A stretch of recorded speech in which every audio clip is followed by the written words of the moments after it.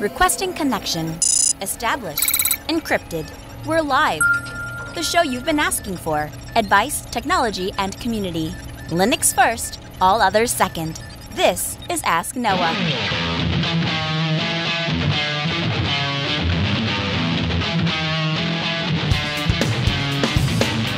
Live from Altspeed Technologies, the show that puts you, the listener, in the driver's seat because you are the content. The phone lines are open to be a part of the program. It's a free call, 1-855-450-NOAH. That's 1-855-450-6624. Give me a call. We'll have a conversation about your tech questions or business and tech questions.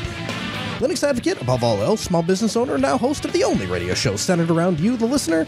Welcome to the Ask Noah Show. My name is Noah July. So good evening to you guys. We have a great show lined up for you. We have not one but two guests coming up this hour, and I am excited to introduce both of them. One of them has been a guest on this program before. We're happy to have him back, and he's here to answer some specific questions because, his guest status is super. He actually listens to the show, and so he heard a couple questions, and he said, "Hey, I could answer that." Starting out this hour, we're going to start with Josh in Canada. Hi, Josh. Welcome to the Ask Noah Show. Hi, Noah. My problem actually has to do with a laptop here. I had purchased a Dell XPS. Now it's been a year ago. I'd put it into a dual boot. I put it to dual boot, but that's not even quite relevant. A dual boot with Ubuntu, but it's not quite relevant here. Eventually, at some point, I got into a no post issue. So basically, it won't turn on at all. Looking at some different forums, I found that there's a known. What led to this is a known issue that's been resolved with a new version with the same model, but I'm not really. So I've been having some issues with customer support, which I might ask you about later, but actually the first question is... Go ahead. First question is? Josh? Okay, Josh, I'm going to put you back on hold, and Sarah will pick up, and we'll see if we can get your phone issue sorted out. I think your phone is cutting out there. All right, right before I get to the rest of your calls, and I will get to them quite shortly, but I want to introduce a good friend of mine that's joining us on the phone, the program for the first time. I want to read to you just a small excerpt of an article. This was published October 11th of 1985. Is it possible to make a $700 mainstream audio power amplifier that sounds exactly like a high-priced perfectionist amplifier? Bob Carver of Carver Corporation seemed to think he could, so we challenged him to prove it.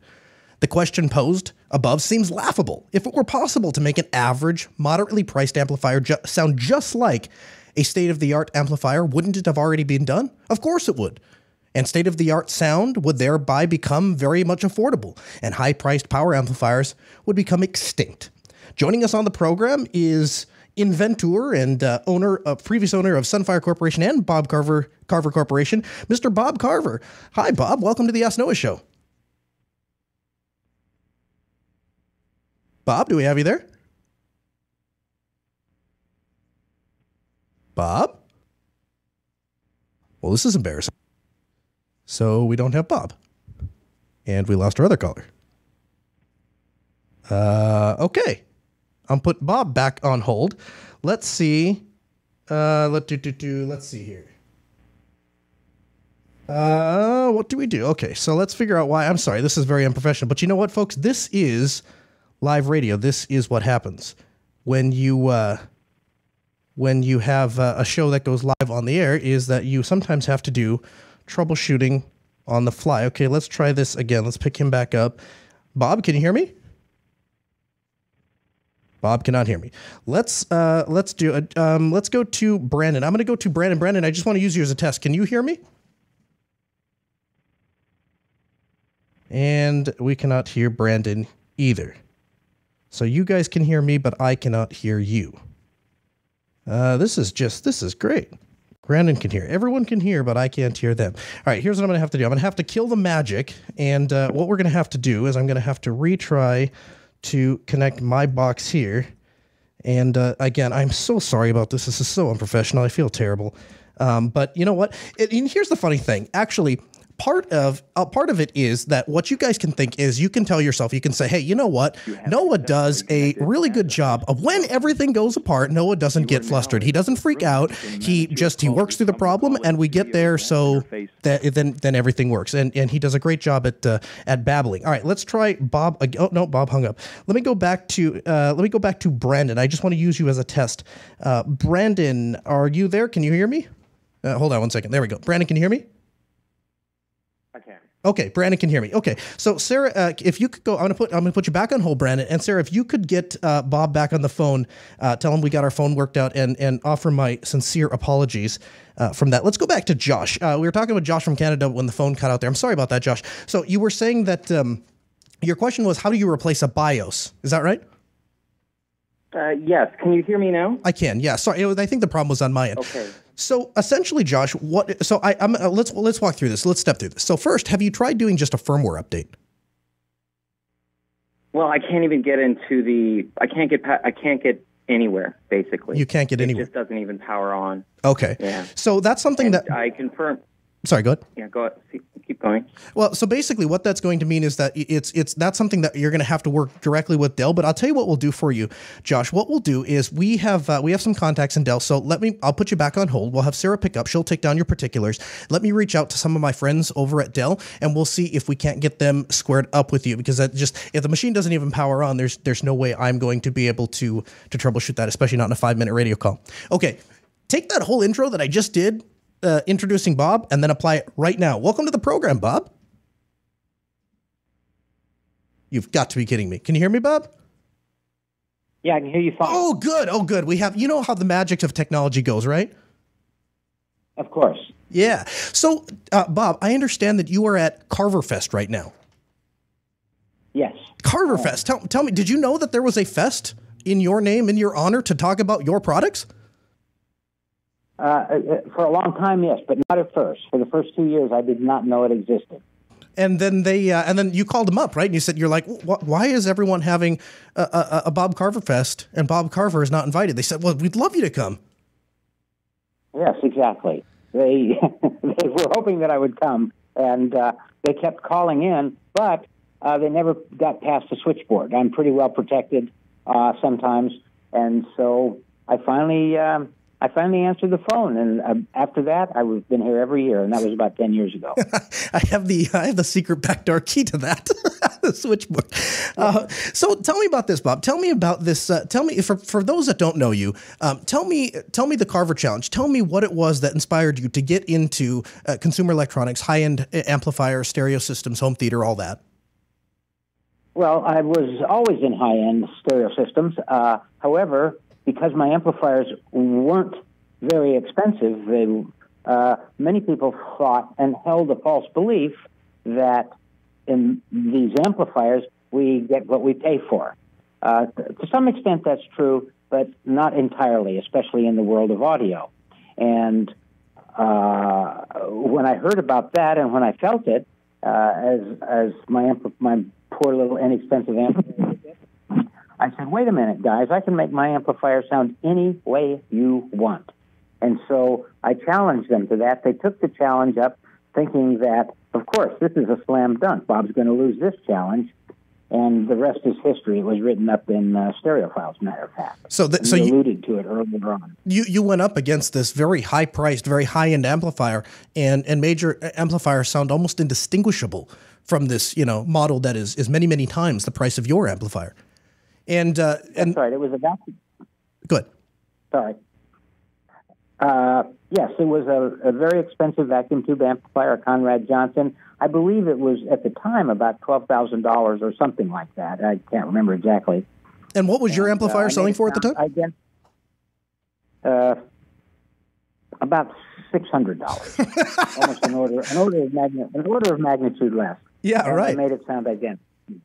That's fantastic. So tell me about this. Yeah. You have been so since that time, since you've made amplifiers, you've then gone on to design home theater processors and which have amplifiers built into them, and of course you're quite famous, quite well known for your subwoofers and your speakers. And I understand that you have a small little subwoofer that can really pack a punch. Tell me about that.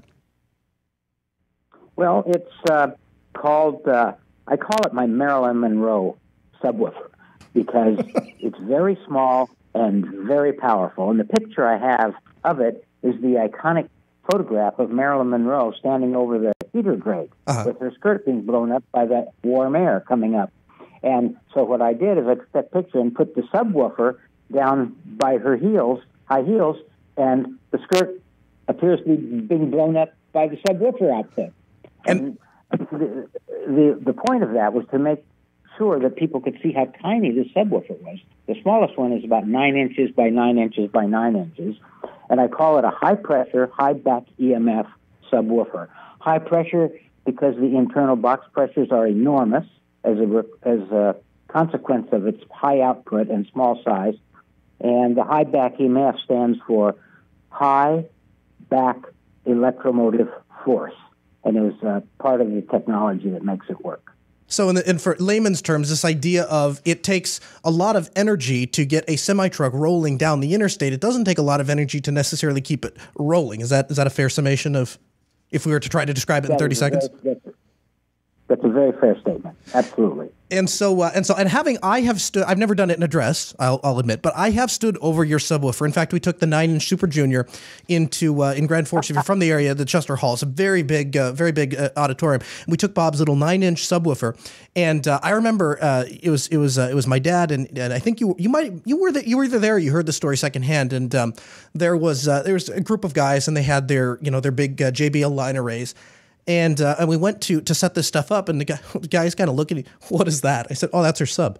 That's your what? That's our sub. And of course, they have these subs that are, they got 4 guys, 1 on each corner, and they're carrying this thing in. They're like, that guy's he's gonna make bass with his sub. Look at his little sub. The thing blew the roof off. We had to turn it down. It was so loud, we had to turn the thing down because this little 9-inch sub. How many watts does the Super Junior put out? 2,700 watts. 37 acoustic watts. Yeah.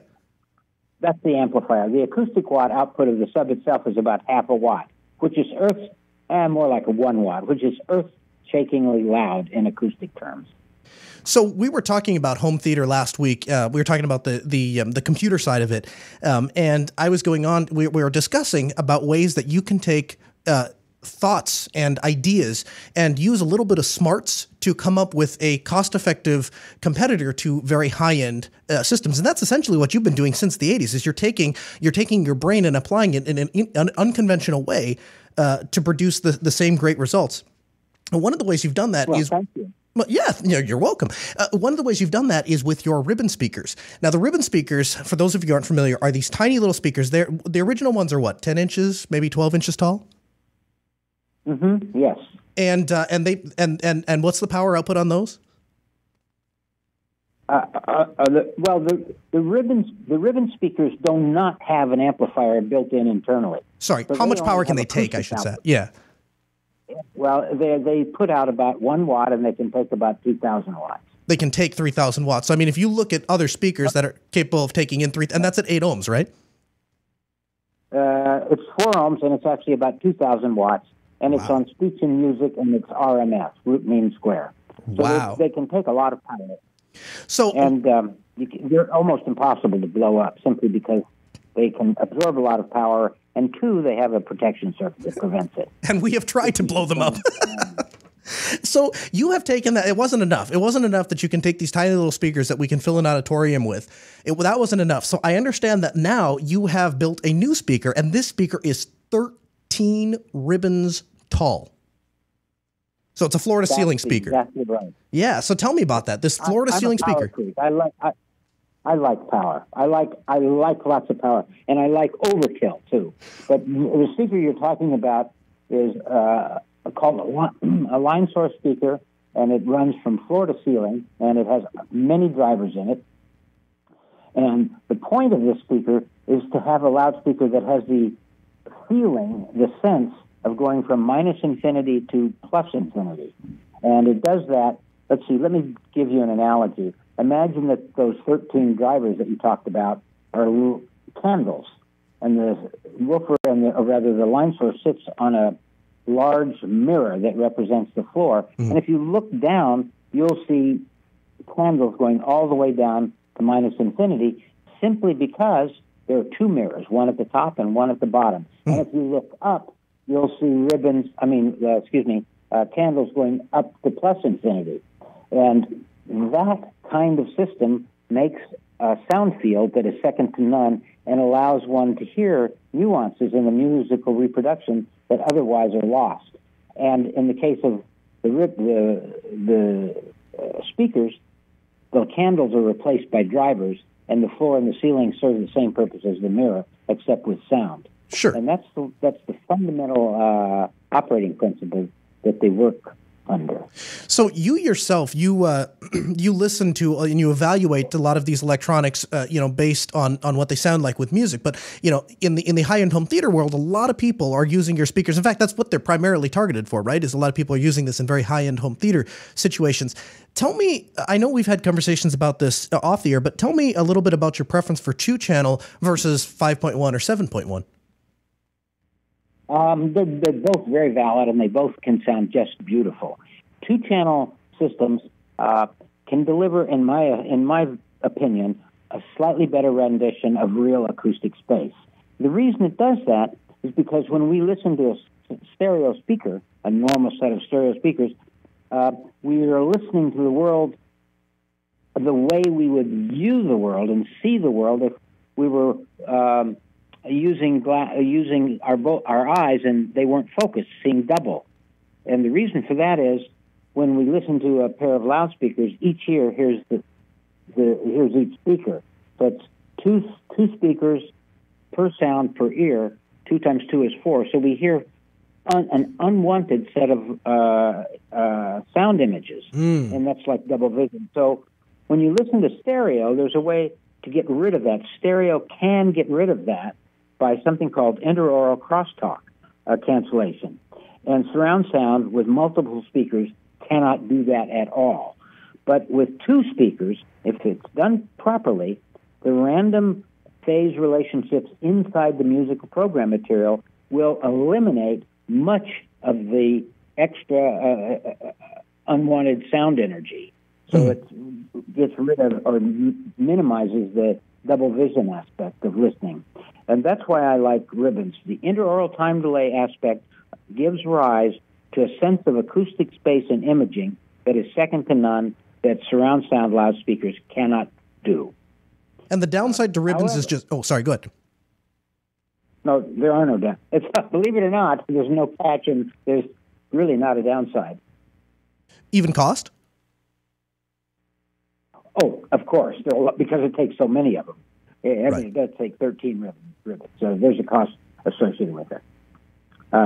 Just you have to buy lots of ribbons, and the manufacturer has to put lots of ribbons in a large line source enclosure. In my case, it's an extrusion. It's a long metal extrusion. So yes, cost is a part of it.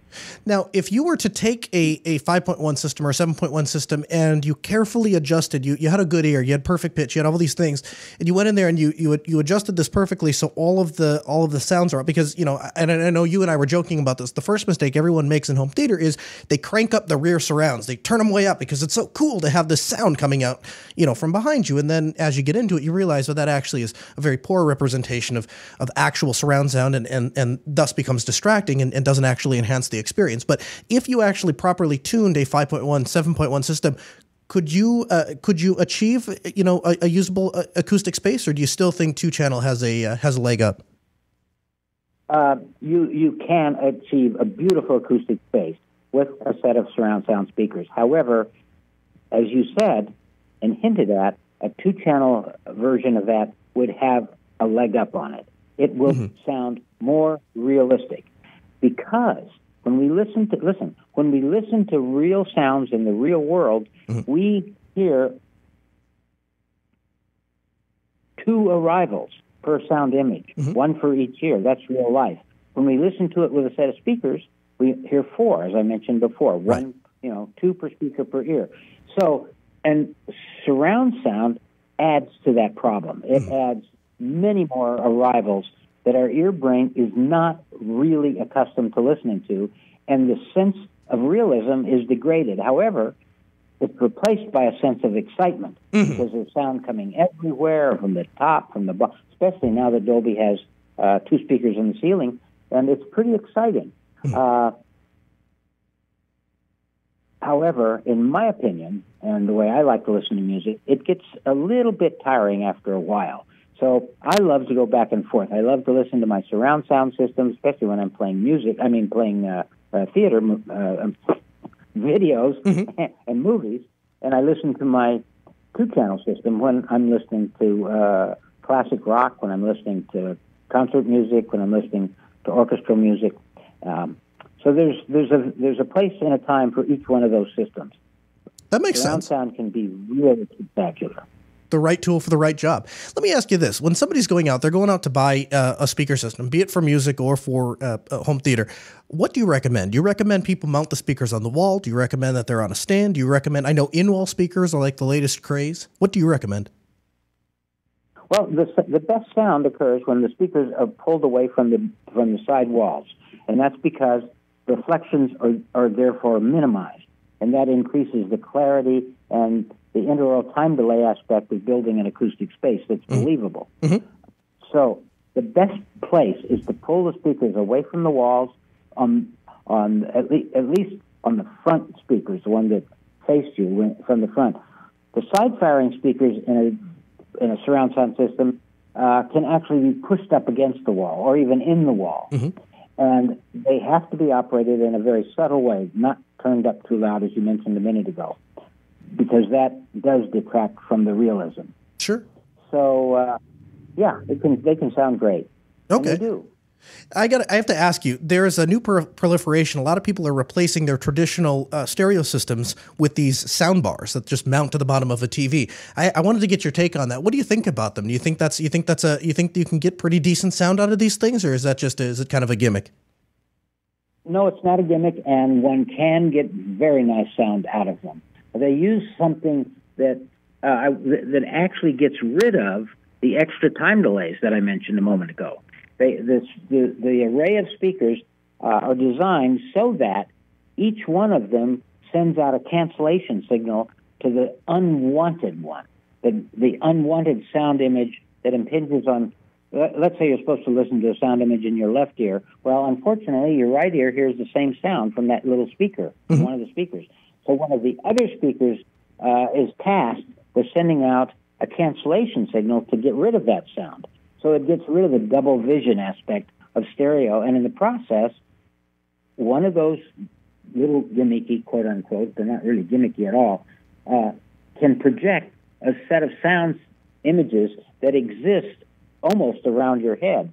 So they can actually do a nice job of surround sound. Problem is, and this is the only real problem, you have to sit in front of them. Sure. Once you start sitting off to the side, the effect diminishes very rapidly. Sure. And you end up with more of a gimmicky sound. That makes sense. You have to sit very close to the center. That makes sense. And as you know, for anyone that's not aware, obviously the ideal speaker position obviously is if we're sitting down, then we make an isosceles triangle, right? From the left channel to the right channel to where we're sitting. Exactly, correct. So I want to talk to you. So, you know, so that might be a great option then for somebody who, you know, does not want to take the time to set everything up or wire their house or whatever. Just you can put a sound bar up there, and as long as you're sitting, you know, in the center of it, you're again forming that isosceles triangle. You probably have really decent sound. Speaking of really decent sound, I heard you're working on a tube amplifier that's selling, and the things are selling like hotcakes for like $34,000. Tell me about that. That is an amplifier I designed a long time ago. It's called the Silver 7, and the new one is has about 900 watts per channel. It's huge. It has 20 output tubes in it. It's painted red, and you can see it if you look at it on my website, bobcarver.com. And it's a huge, huge amplifier. It's been updated over the years, but I designed it about 25 years ago or more. And there's still a market. There's still people, and you're building these things now from scratch out of your house, right? Well, not out of my house, but out of my laboratory. They're not being built on an assembly line. They're being built in my laboratory. Right. Especially on order for anybody that wants one. Okay, well, I don't even think until they order. Yeah, I bet for the amount of work that must go into something like that. So, are there any other projects that you've been working on post Sunfire? You've sold Sunfire now. I guess you consult with them, right? But that's not your day job anymore.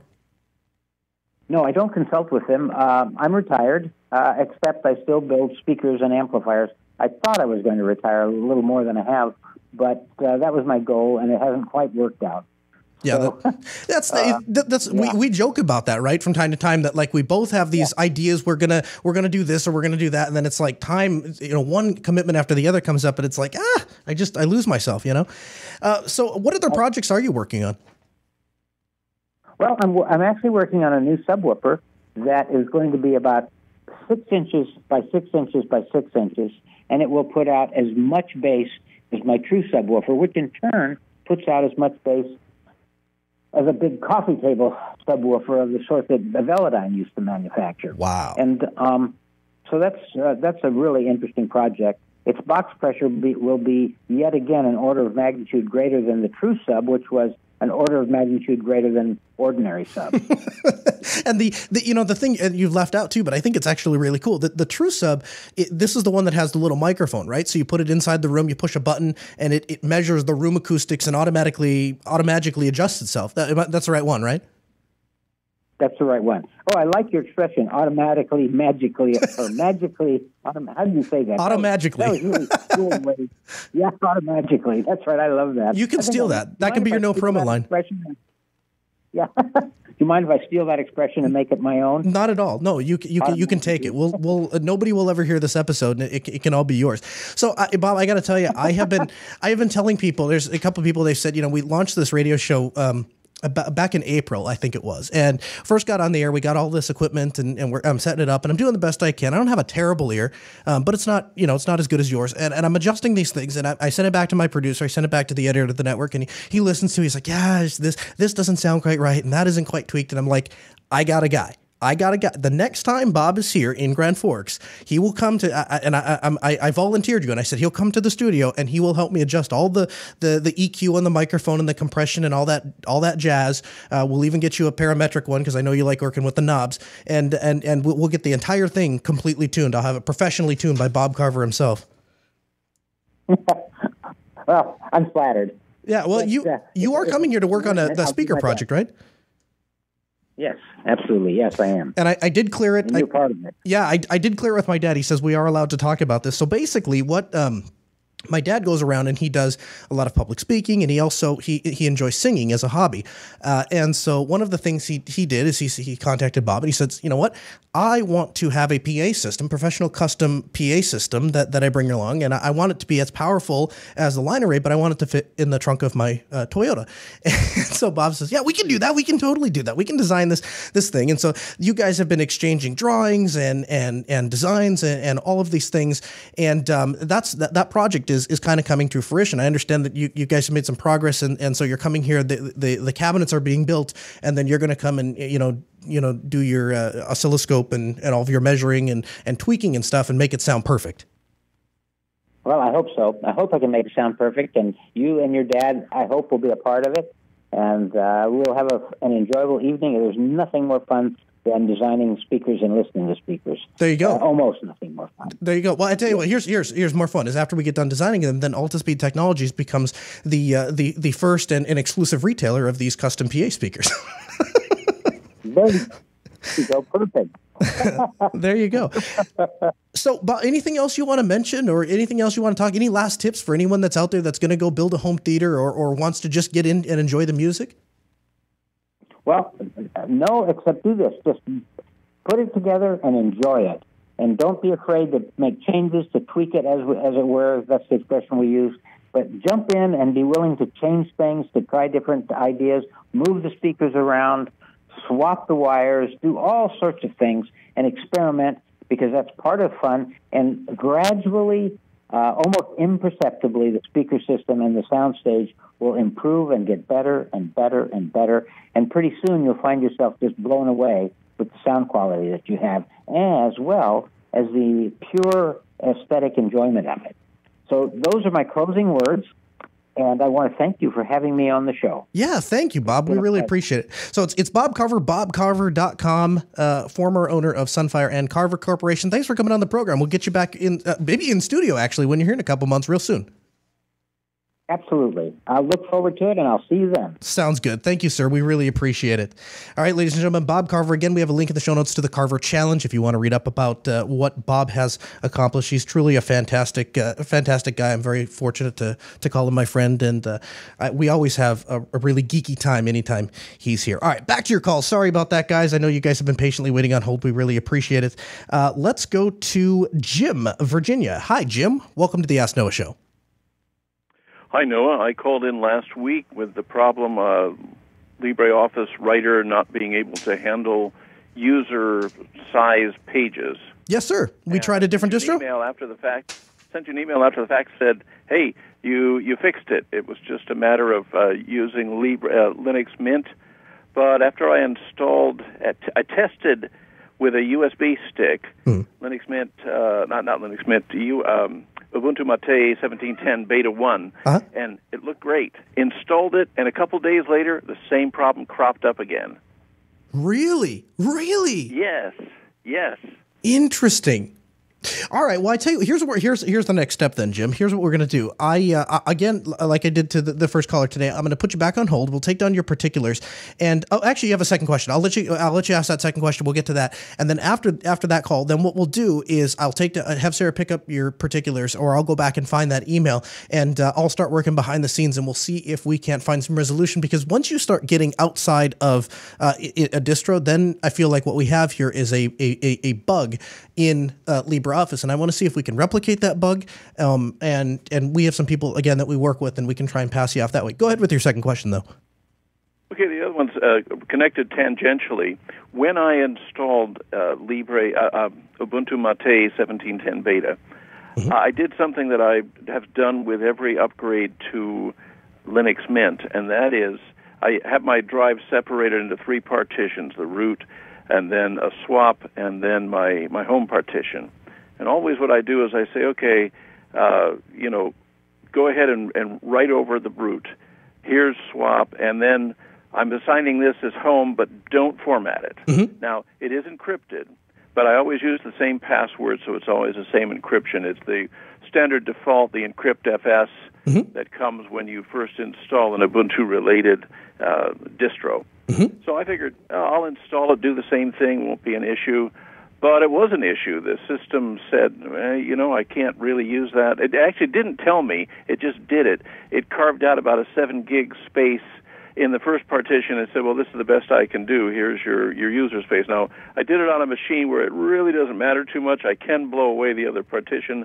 But if I'm going to upgrade everything from Linux Mint to Ubuntu Mate, I have other machines where this will happen. And I'm wondering, do I need to unencrypt the drive? Did I miss something? It's something I do each and every time, and I've never had an issue up to this point. So I'm trying to think here, because my initial thought process is to tell you to ignore that particular partition, boot into the freshly installed operating system, and then just go into a knit tab and add the mount command for your drive. Where I'm pausing to tell you to do that, though, is how it's going to handle that encryption. My assumption would be that upon boot up, it's going to see that drive is encrypted, and it's going to prompt you for an encryption password, which is probably how it's booting and working now, right? No, since it was part of the installation, on the normal Linux Mint machines, it just boots up and the system understands it's encrypted and just reads it accordingly. And like I say, in upgrades, I've never had an issue with that. But you're telling me, Jim, I just want to make sure I'm understanding correctly. You're telling me that at no time does it prompt you for the encryption password on startup? Not on my Linux Mint systems, no. Really? Because the user password is the encryption key. I see. So, okay. I have, I guess it would. It would just take because essentially it's just that particular user's home folder. I guess that would make sense, because the only time it's going to prompt on boot up is going to be if the entire disk is encrypted. It's loading grub, and then it's actually going to decrypt the disk before it boots up. I guess that makes sense. And I know you told me, I'm sorry, I'm trying to follow this, but so basically what's happening now is when you set it up to do this, and you said it's carving out space, but it's not actually decrypting that drive?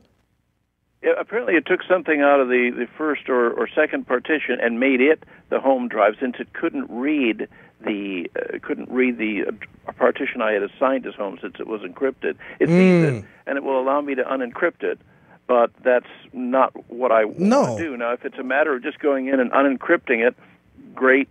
We can figure out how to do that, and then I can re-encrypt it once the thing is installed. And it could be that it's just a hiccup in the beta yet. Mm-hmm.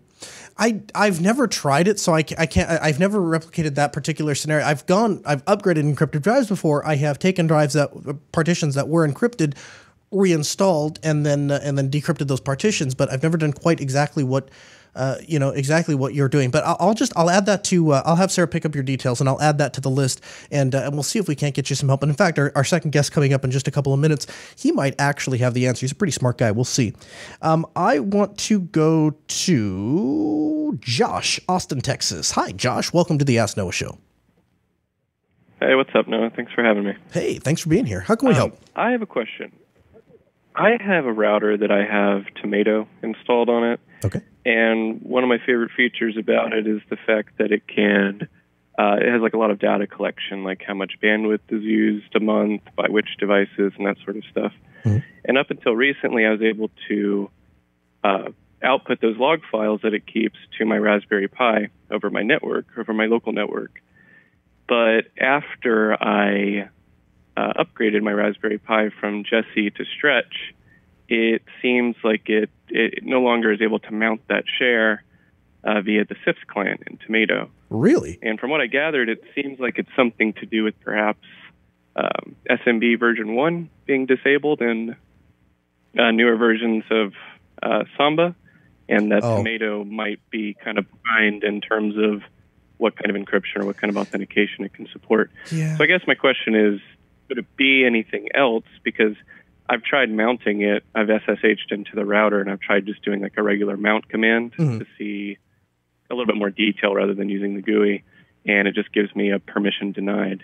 But then I'll roll back to Jessie just to test it out, and just a regular share just works just fine. Yeah, actually, I was just wondering, could it be anything else, or is that what it is? Yeah, it could be. Samba can be finicky, especially depending on how the config is. But if you had it working on one version of Debian, then you upgrade, it's not going to be a configuration error, or at least it's very unlikely that it's a configuration error.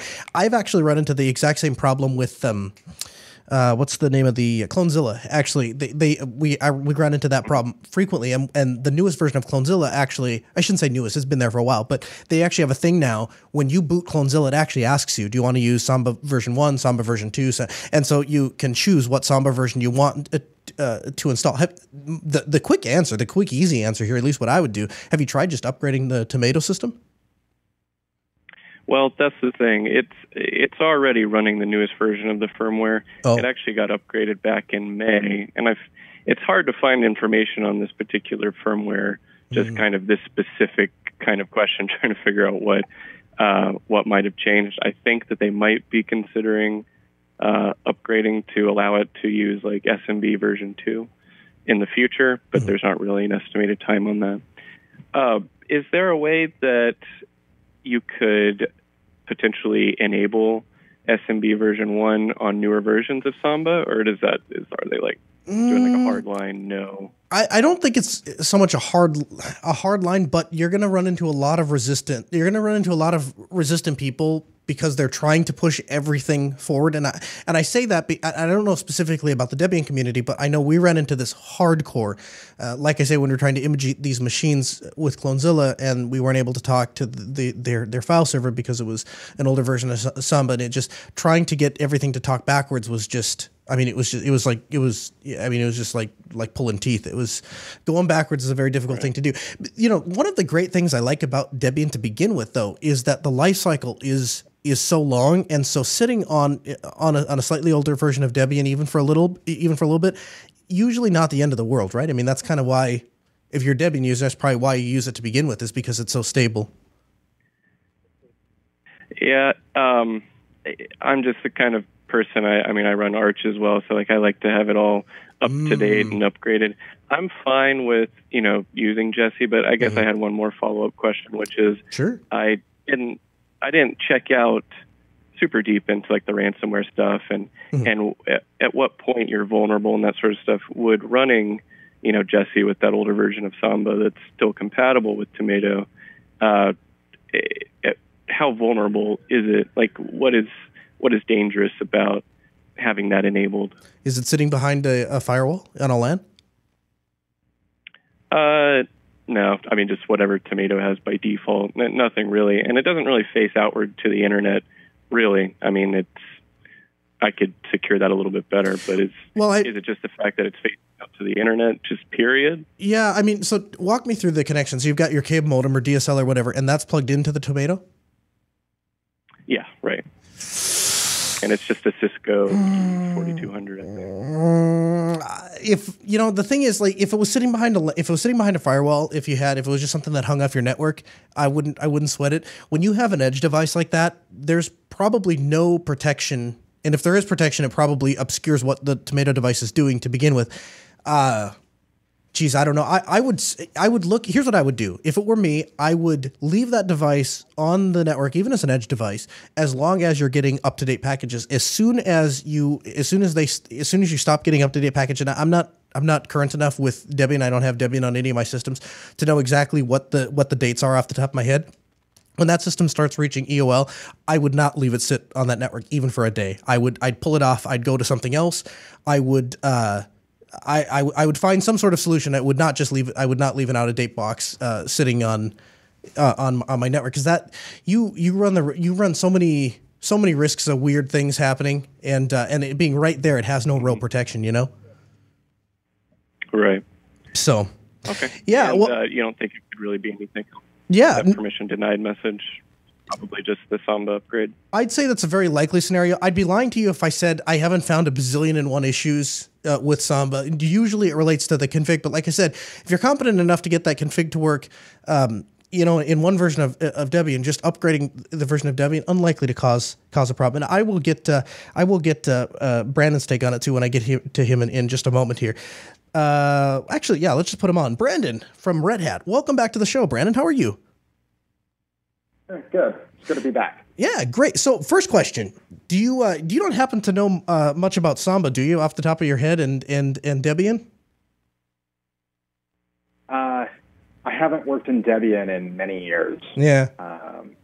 It's been a very long time, but I don't.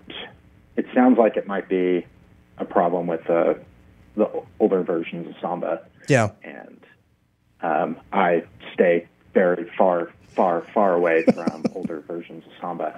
Yeah, I hear you, but it's one of those things where I got to tell you, you know, especially when you're in an enterprise environment and they move half the speed of smell, and they've got this file server that they refuse to do any. I don't know if you remember these old. It was called it was called a Snap server, and it was made by Qantas or whatever from, you know, years and years and years ago, and they weren't budging at all, and it was a real nightmare to try and get all those systems to talk.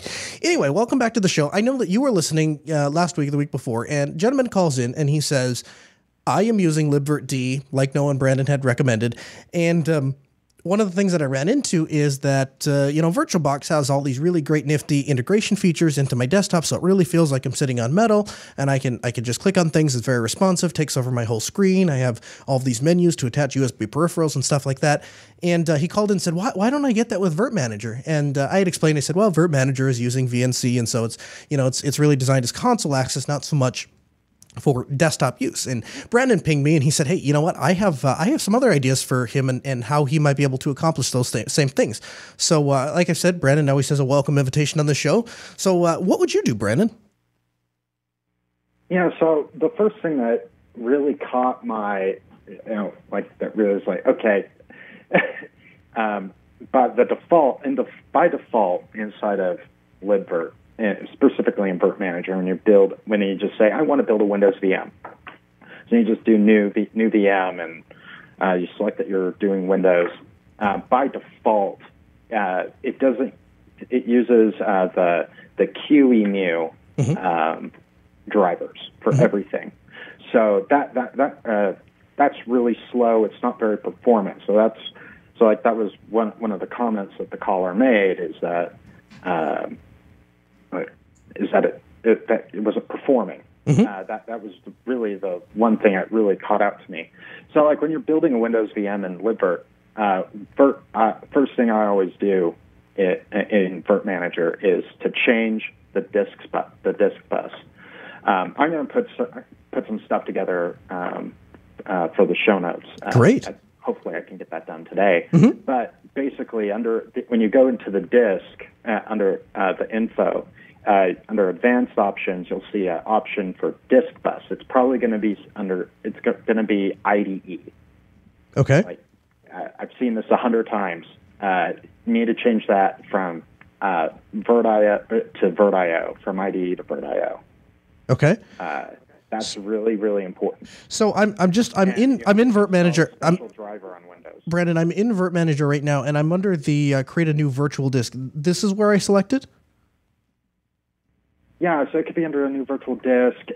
So not under the new virtual disk. So if you're in like a prompt, it's like if you go into a virtual machine, whether if it's running or not. Oh, gotcha. You have the option for console, and you have that little I for info. Yeah, gotcha. It's under there. Okay. Yep, I'm there now. If you look at your disk, you can go to VirtIO. Look at your first disk. You need to go into advanced options. Yeah, here we go. Yep, disk bus VirtIO, and you're saying that should be IDE. No, that should not be IDE. It needs to be VirtIO. Okay, gotcha. Okay. And that's for Linux guests. That's for Windows guests. That's for BSD guests. Gotcha. That's all guests, and that's also the same for the NIC. So if you're looking at the virtual NIC, that should also be VirtIO because that's using under Windows. I think it's using. I think it tops out the Windows, the QEMU driver for the network card tops out at 10100. Okay. So it's really slow. The other thing with Windows guests is that for video is it defaults usually to the Cirrus driver. Okay. You need to use the QXL driver. Yeah, I've seen that. Another very important thing.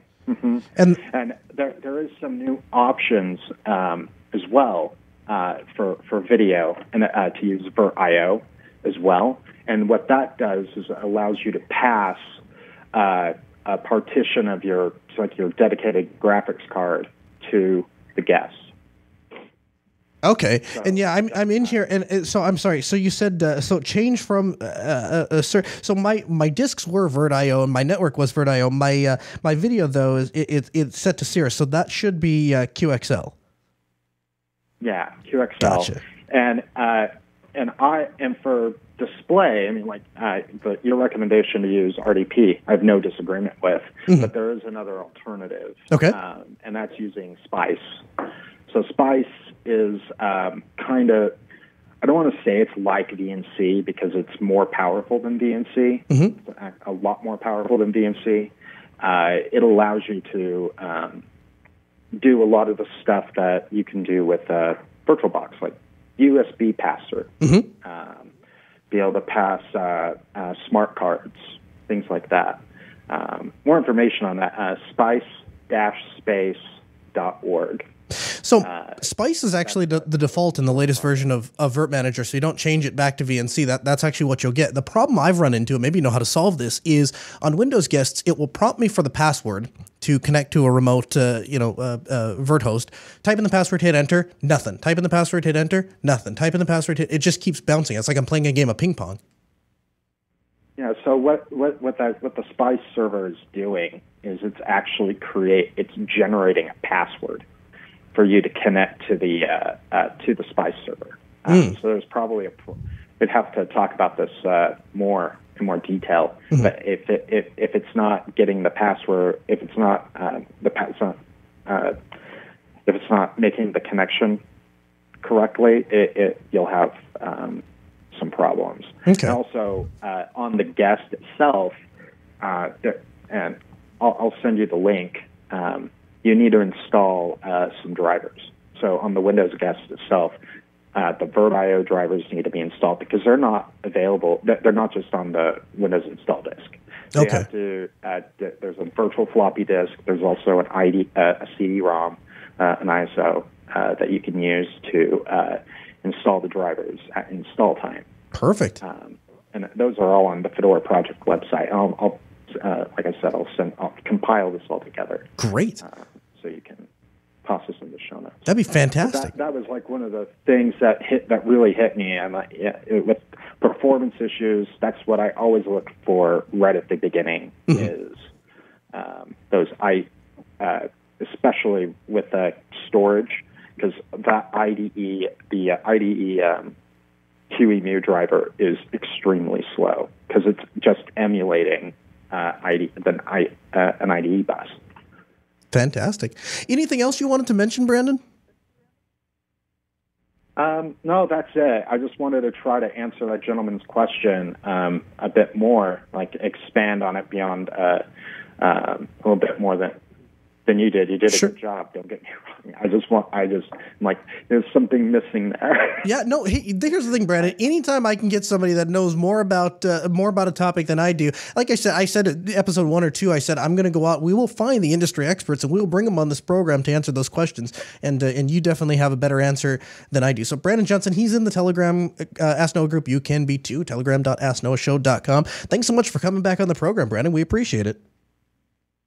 Yeah, absolutely. All right. Okay, we got a couple minutes. Let's bang through some of these. We got Ryan from Portland, Oregon. Hi, Ryan. Welcome to the Ask Noah Show. Howdy. Hey. Let me take you off for a second. So, a friend of mine came to me with a laptop he was having trouble with, and I was looking through it, and it turned out it was a hard drive failing. And so he told me he doesn't really want to sink a lot of money into it. It's a laptop he bought like back in the days of XP. And it was a gaming laptop at one point, so it's still got almost useful specifications. Mm-hmm. And so I told him what I could do is create a persistent USB key. And this is something that I've read about. I feel kind of stupid saying it now, but I haven't actually tried it personally. But I've read through the Ubuntu wiki, and it looks relatively simple. But first of all, do you have any advice going into it? And second of all, what do you think about using like those low profile USB keys for those? Yeah. Because it is a laptop. So a couple of things. One is obviously USB performance is never going to be as great as actual disk performance. That said, I have a small little 120 gig SSD. It's called My SSD, and it's actually I think it's an M.2 drive that's just in a 3.0 enclosure, and I carry that with me everywhere. As far as actually how to do it, I don't know what the Ubuntu wiki recommends, but I'll tell you how I would do it. I just disconnect the hard drive from my computer. I plug the USB drive, the drive that I want to install in the back, and I plug my install media on the front and just run a normal install, but I'm installing to a USB drive. And the Ubuntu installer will let you do that. And the only thing that I've ever had even a modicum of issue with in doing that is the network interfaces change. That's no big deal. Who cares? But eventually you'll get WLW015 or whatever because there's been in 15 different. Yeah. But if that doesn't bother you, and it never has bothered me, that's exactly what I do. And I would totally do that. And I'll have a link to that My SSD in the show notes too if you want to check it out. Oh, thank you. Cool. Thanks for the call. We appreciate it. Let's go to Blue. Welcome to the Ask Noah Show. Hey, Blue.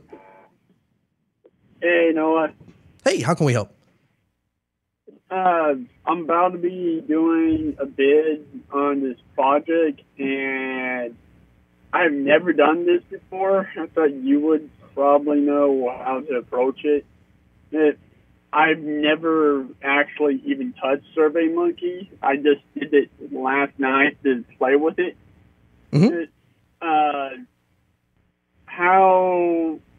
okay, I'm trying to get more customers, but I'm trying to compete with the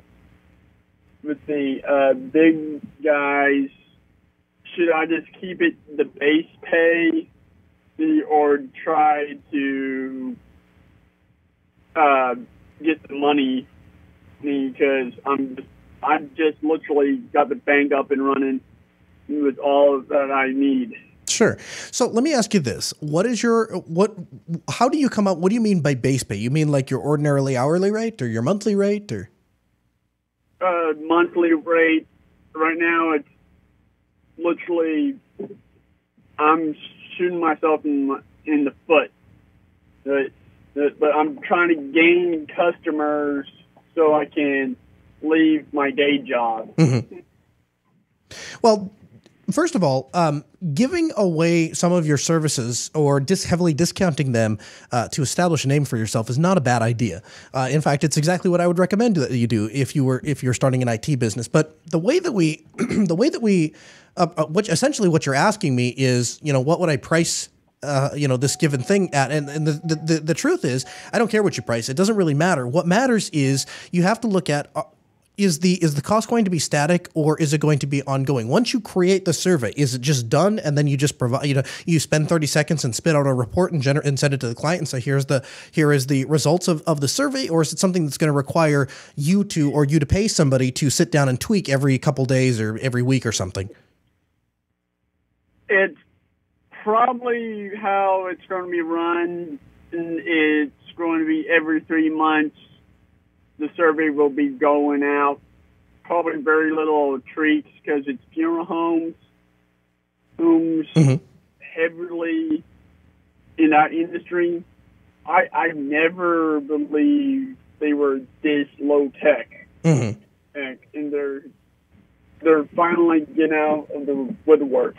I guess here's my point. My point is if you're only touching the thing once every 3 months.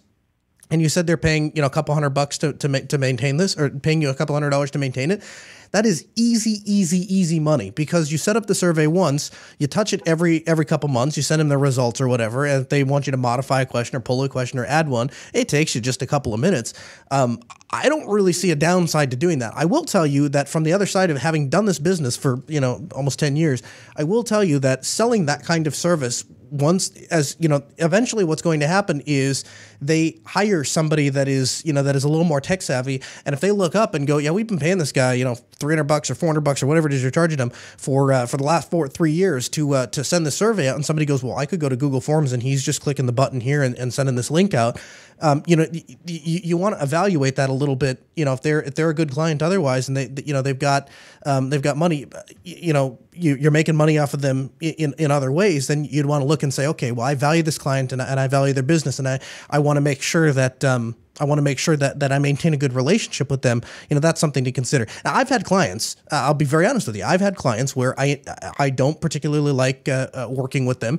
And so, yeah, the price does go up, either because they're unpleasant people or they make, very outrageous demands. And yeah, we'll do the work. We've never lost a client, but you're going to pay more. And so that's if you don't want to be doing surveys, I would, if somebody wants you to do that survey, you say, yeah, listen, man, I'll do it. But, the price is going up. James is calling from Idaho. Hi, James. Welcome to the Ask Noah Show. Hey, Noah. Hi, sir. How can we help? Surf doesn't is the only way to get your show feed, but the little browser doesn't like the live feed on, what station, JB. Okay. Is there any way I can fix it on my side? Yeah, there sure is. We have a couple different options. Have you tried the YouTube stream?